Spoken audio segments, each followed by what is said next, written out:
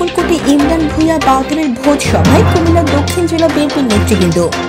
কুমিল্লার নাঙ্গলকোট উপজেলার হেসাখাল ইউনিয়নের পাটোয়ার গ্রামে বুধবার দুপুরে এক বিশেষ ভোজ সভায় মিলিত হন কুমিল্লা দক্ষিণ জেলা বিএনপির শীর্ষ নেতারা।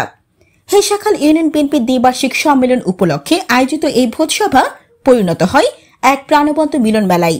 দাওয়াতের আয়োজন করেন হেসাখাল ইউপির সম্ভাব্য চেয়ারম্যান পদপ্রার্থী, কেন্দ্রীয় প্রযুক্তি দলের আন্তর্জাতিক বিষয়ক সম্পাদক, ইউনিয়ন ছাত্র দলের সাবেক সাধারণ সম্পাদক ও পাটোয়ার প্রবাসী কল্যাণ সংস্থার সভাপতি ইমরান ভূঁইয়া বাদল। তার আমন্ত্রণে অনুষ্ঠানে যোগ দেন কুমিল্লা দক্ষিণ জেলা বিএনপির আহ্বায়ক জাকারিয়া তাহির সুমন, সদস্য সচিব আশিকুর রহমান মাহমুদ ওয়াসিম, কুমিল্লা মহানগর বিএনপির সভাপতি উৎফুল বাড়ি আবু এবং কুমিল্লা 10 আসনের সাবেক সংসদ সদস্য আলহাজ আব্দুল গফুর ভূঁইয়া। এ সময় উপজেলা বিএনপি ও অঙ্গ সংগঠনের বিভিন্ন স্তরের নেতৃবৃন্দর উপস্থিত ছিলেন। দুপুরের আগে ভূঁইয়া বাড়ির প্রাঙ্গণ নেতাকর্মীদের উপস্থিতিতে মুখরিত হয়ে ওঠে।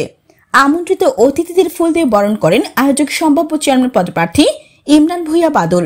পরে সবাই একসাথে বসে দুপুরের খাবার উপভোগ করেন।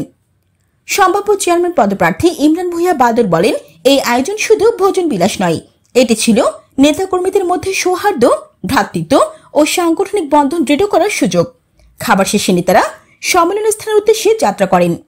আয়োজনের সার্বিক সহযোগিতা ছিলেন হেসাখাল ইউনিয়ন স্বেচ্ছাসেবক দলের সদস্য সচিব রিপন মজুমদার, গোলাম মোস্তফা মজুমদার, বিএনপি নেতা নুরুল আলম, যুবদলের পদ প্রত্যাশী হেসাখাল ইউপি যুবদল রবিউল হোসেন হাজারি, দুলাল মিয়া, আলী হোসেন মজুমদার প্রমুখ।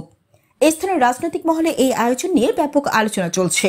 অনেকে মনে করছেন, দীর্ঘদিন পর এত নেতাকর্মীর প্রাণবন্ত উপস্থিতি হেসাখাল ইউনিয়নের রাজনৈতিক পরিবেশে নতুন উদ্দীপনা যোগ করেছে।